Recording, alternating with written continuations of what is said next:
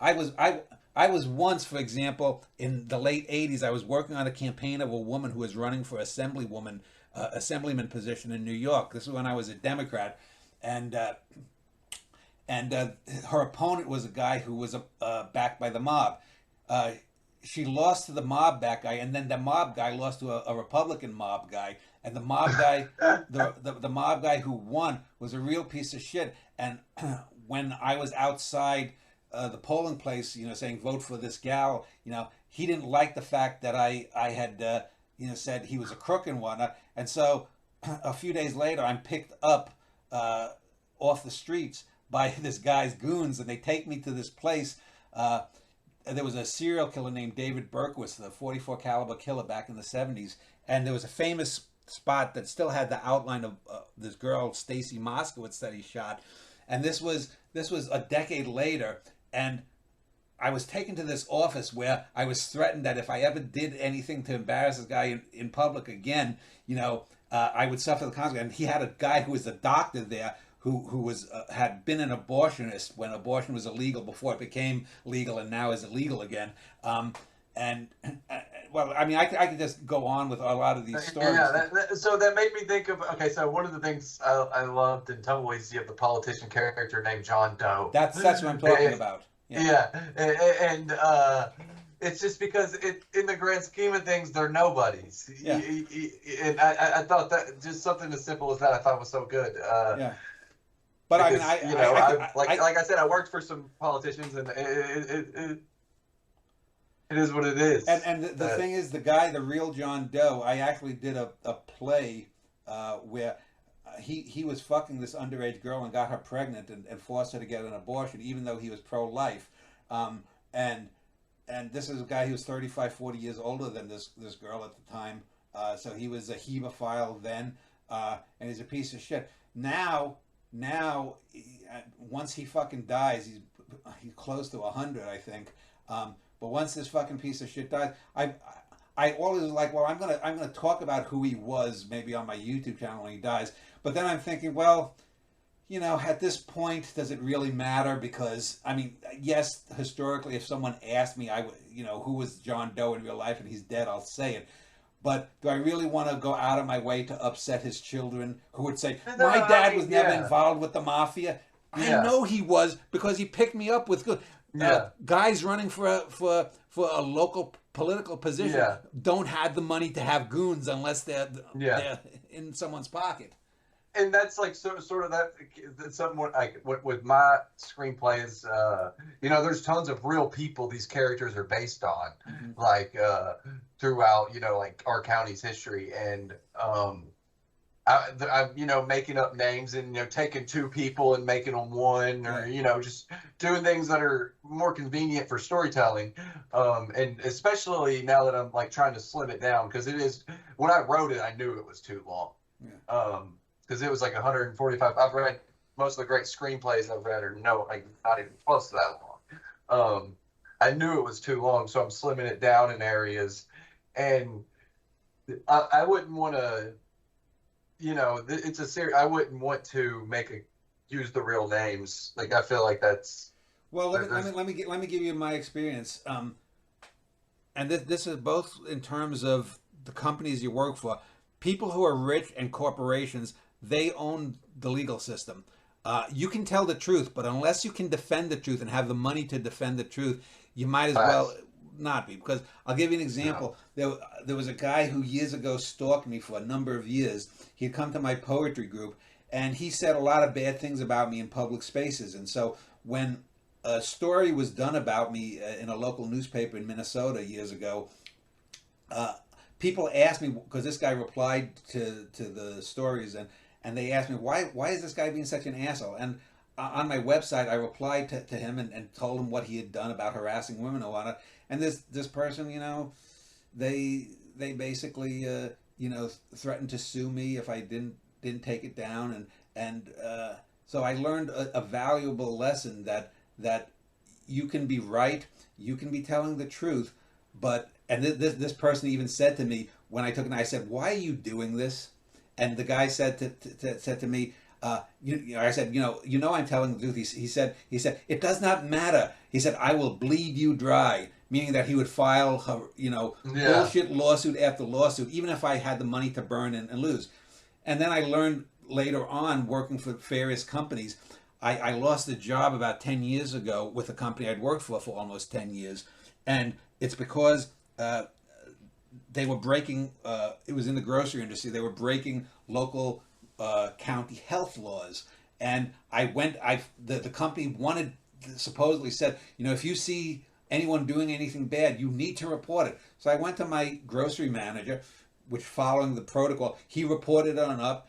That was that. A few weeks later, a couple of things happened where they basically had people lie about me and they fired me because the people who were breaking the laws and breaking the county health and safety laws were the number one and number two guy at the store. So those two Yeah. incidents, the guy who was a scumbag who then threatened to just sue me into oblivion even if he kept losing, and then Mhm. the way that companies, especially corporations, they can twist the law because of the money. And I've always argued we need to get to the state of a pelfless, PELF, pelf, a pelfless society. We need to move away from a currency of pelf to a currency of accomplishment. Now, humanity is not evolved enough to do this currently, and it's not going to be in your lifetime or your grandkids' lifetime. But maybe in a couple of 100 years, people will get to that. Maybe the one good thing that happens because of global warming is people stop valuing things that don't have any real great great value. Yeah, absolutely. Yeah, like a big truck. Uh, you live in Texas now, right? So Yeah. you're around a lot of you see the trucks people have. Oh And you'll yeah, see the houses they sit outside of too, and yeah. you're just like, But before streaming came along, you'd have trailers with fucking satellite dishes half the size of the trailers. yeah, yeah. It makes absolutely no sense. So what is I'm writing this story about you and your work as a poet. We talked about your novels. We talked a lot about your We've talked a little bit about your plays, the one you're working on right now. What are some of your plays that you would say or you would consider great? You just asked me, what was it again? You asked me today. We've talked about a lot of your Oh, novels. the We plays, talked yeah. about yeah. What are your great So the plays? very first play that I wrote mature wise, back in 2017 when I was working as a janitor at a local school district here in Texas, was a play that was, and I don't remember all the names of the plays, but they were a play based upon a girl who had a babysitter who had an affair with the father. I took this very trite thing and I gave depth to it. And I would say that was a play that was on par with any of the great modernist plays like Streetcar Named Desire, Death of a Salesman, or whatnot.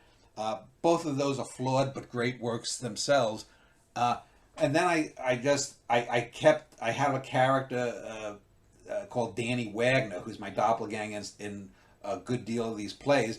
And I went through a lot of different permutations. I wrote a lot about the women that I knew and my Yeah. relationships with women. But I did them in different times. For example, I had a one night stand with this girl who was the bridesmaid in one of my brother's at my brother's wedding 27 years or so ago. And the basis was, what if this girl had gotten pregnant and never told me that I had a kid? So that was the basis of that a play I wrote there. Then I have a lot of more existential. I wrote about this John Doe character screwing this girl. I call them. I've done 2 of 4 Tetra Mile plays, which Tetra meaning 4, Mile bad 4 plays about evil people that I knew. The other one Yeah. was about this fat kid who wanted to rape this girl who was a cashier at a store I worked at, and I did some things to stop him. And then I started after about 40 or so plays. I did a play about some of my best plays. I have one play about being on on Jones Beach on Long Island as a kid that I call Long and Long Ago. It's if you've ever seen Radio Days by Woody Allen, it's a very similar, evokes a very similar feel. Then I started doing historical plays. One of my more historical plays that I like. Well, what I did was I also reworked. For example, I did a 5-play series on Camelot. I call it my Camelot Quintet, where I redo the whole Arthurian mythos. Then I did a 5-play cycle. Oh, I did a 3-play cycle on the Great Khans: Genghis Khan, Ogadai Khan, and Kublai Khan. So I did a trio of plays on them because I've already, These are like your historical plays. Yeah. You've done. You've and done. then I did a 5-play reworking of the Jason, the Argonauts, and Medea. And I changed things around to make it a little bit more, because a lot of the Greek myths are nonsensical. Medea is made to be the bad character, and she kills certain characters that it doesn't make sense for her to kill. And then one of my favorite historical plays on a more modern sense was when I did a play on Bobby Fischer, the great chess champion. And I took a character that I had.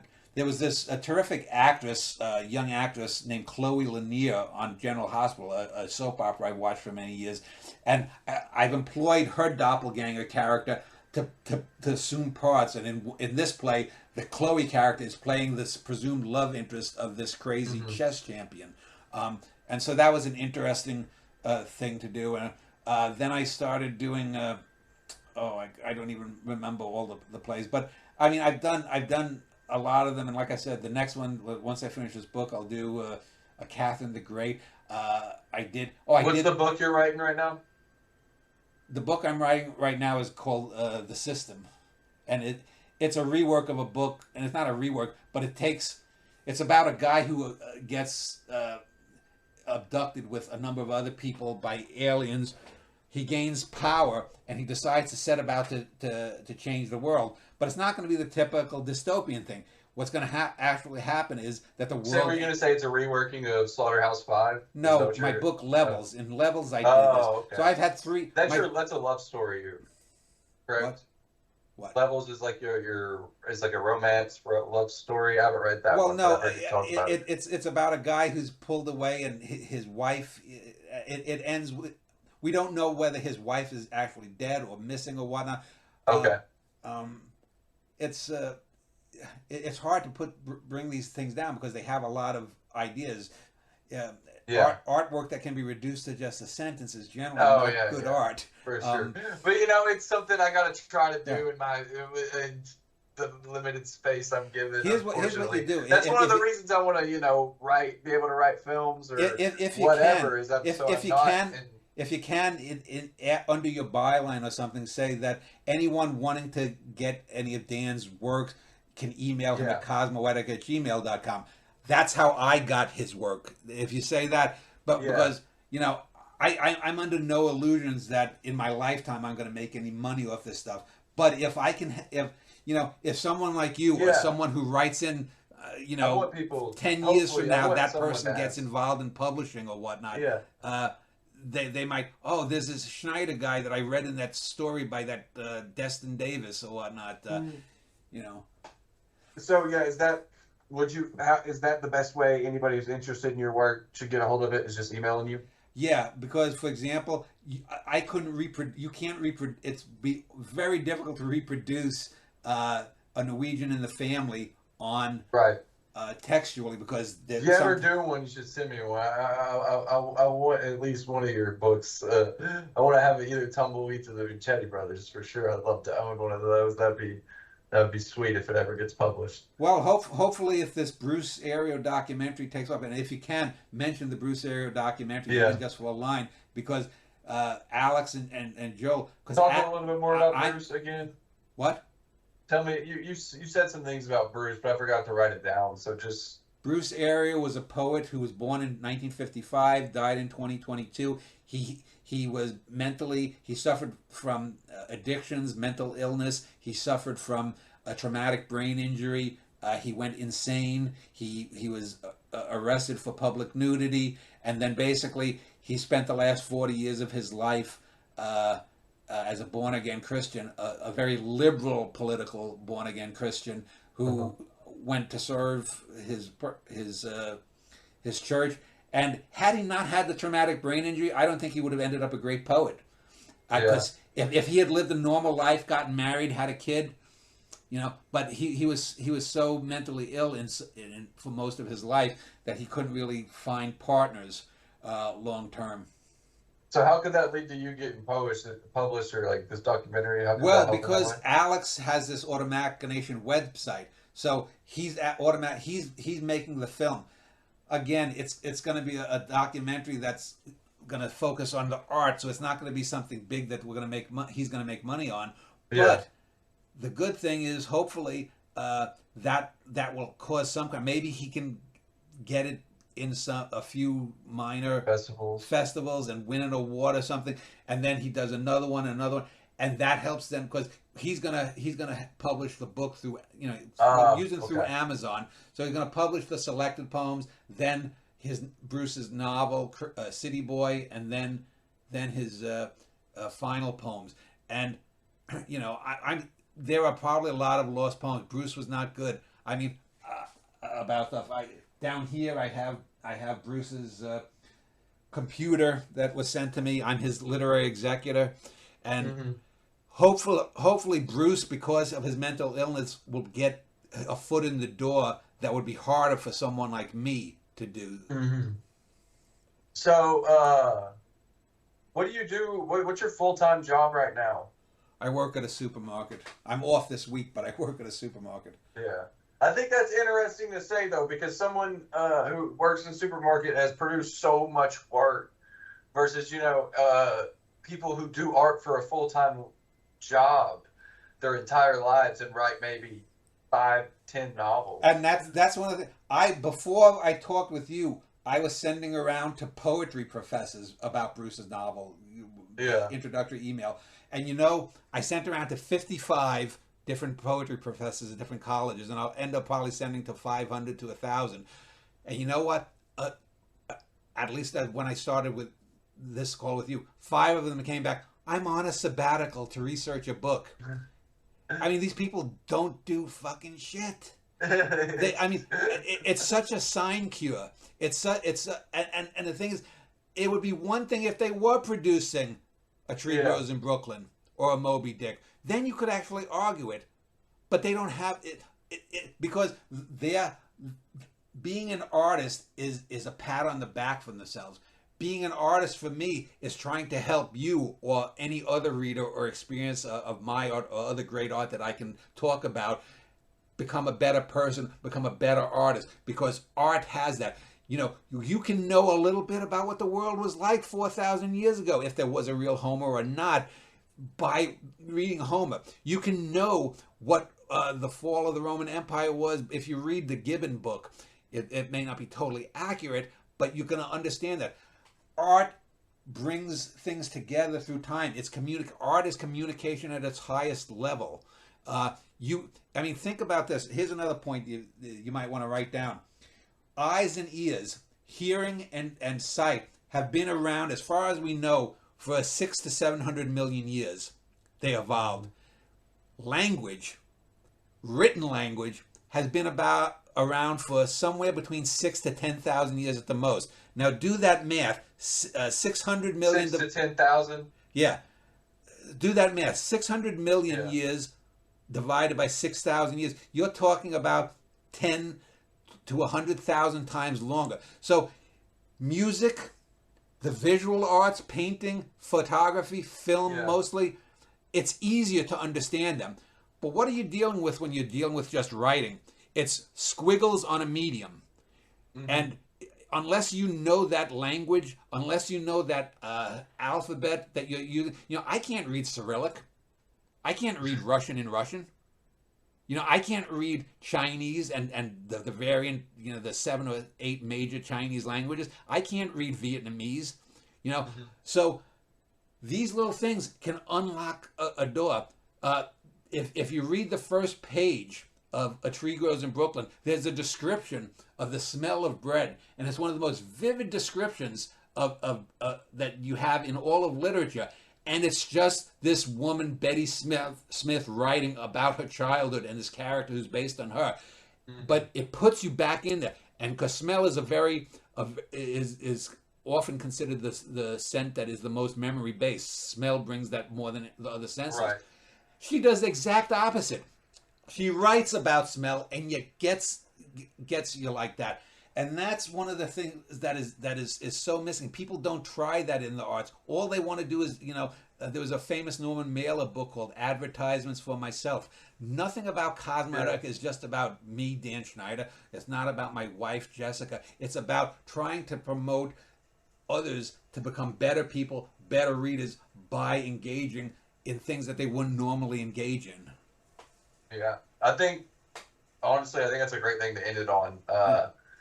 I think that's a great place. This has been a great conversation. I really appreciate you talking to me, and I hope we can have, stay in touch. Yeah, well, yeah, and if you want to have more conversations like this, or we can talk. It's probably better once you send the 6 months from now you send your redone screenplay or whatnot.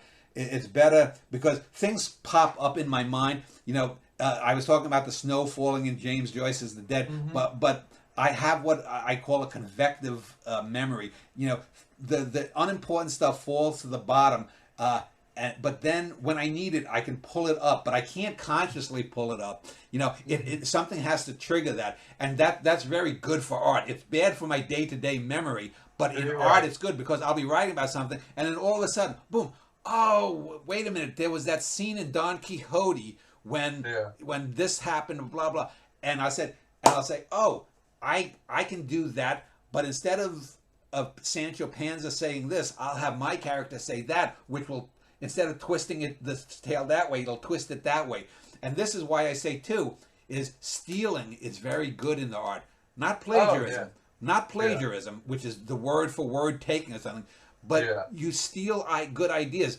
Because you only have a limited amount of quote unquote original ideas. Anyone, even someone like me, is going to not be infinite to do that. But if I'm writing a poem and I'm particularly pissed off, I'll look up Sylvia Plath. Oh, there's an angry Sylvia Plath poem, and there's 3 words that stick out. I'm going to use those 3 words in a totally different context in my poem, but they'll give it the flavor of Plath. They'll give it the flavor of Walt Whitman. They'll give it the flavor of John Milton or whatever. Yeah. Definitely want to stay in touch and talk about just like whatever you're working on and whatever I'm working on. I think that's fun to taltalk about. Send me the link. Send me the link when you have the interview up. Oh, I will for sure. Okay. Absolutely. I'll probably get it published sometime this week. Would be my guess. So should be pretty quick. Like the interview won't be that won't be near as long as this video we did. Probably like 1,000 to like 1,200 words. Is what I'll get the space for. Just as long as you put Cosmoetica.com and mention the Bruce film, that would be the 2 most important. And what's the name of the guy making that film again? Alex Sheremet, Sheremet, Sheremet, and Joel Parrish with 2 R's, Joel Parrish, Parrish. So you said Sheremet. Sheremet, Sheremet, and then Joel with an L, Joel, Joel Parrish, Parrish. Yeah. And it's and the film is going to be called From There to There. Okay. When do you expect that to come out? Alex is talking about this summer, July or August, so it's gonna be probably 4 or 5 months. He's got about 8 minutes of the film that I've been sending around as a teaser or whatnot for people to look at and maybe. But again, a lot of these YouTube channels, they're not going to be interested. People are just not interested in depth. Even if this wasn't being recorded, even if this wasn't about art, let's say you had met me at a Barnes and Noble bookstore or something, and we just started chatting or whatever. Most people aren't going to want to chat like that because all they cared about is their narrow little focus. Their little, the blinders are like this, and all I care about is my child, my husband, my boyfriend, my job, and I care about those things too, but when I'm dead, there has to be something that's passed on.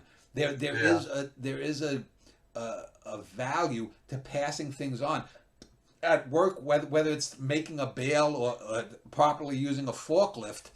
I try to show young kids. Most of them I have to show 7, 8 times, and even then they don't get it and they don't care. And I end up doing all the shit work because they don't want to do that. They don't want to get their hands dirty. They don't want to do this or whatnot. And having said that, all young people are like that. It's bullshit when people talk about this generation of young people being particularly bad. Every younger generation from our time has had the same stuff put on them. But it's because they are the younger generation right now that I'm talking about, these specific people. Most of the people who are my age when they were that age were shit workers too. I remember. I don't bullshit. It's like when I talk to people back in New York. I'll say, God damn, I was arguing with this guy on my high school's Facebook page, and I was like, my high school literally was called, there was a book called Race Riots in Franklin K. Lane High School or something like that. It was written about, but it was the worst high school in the 60s and 70s. 6,000 people in a high school, 6,000 students, and there were race riots. There were gang. Well, I was the only white kid in a Hispanic gang, and there was this shit all the time. And yeah, people they write it. Oh, it was the best time of my life. I'm like, what fucking school did you go to? Or they'll say, in our neighborhood, there's a meme going around. My generation, we were the generation that stayed out late and did this and this. Rosie, I said, we were also the generation that didn't do anything about racism, that didn't curtail Reaganism, that looked away at the AIDS crisis, calling people fags and all this stuff. I remember the stuff. I remember when my mom sold our house in New York, so we moved to Minnesota. People threatening to burn it down if we sold it to N-words. So don't give me this bullshit. People always, with time, people always try to make things as if they weren't. It's like I'm talking about the Goodfellas stuff. I know the bullshit in Goodfellas. It's a great film, but it's made a lot of mafia bullshit stories that never happened or were just, guys yanking their dicks.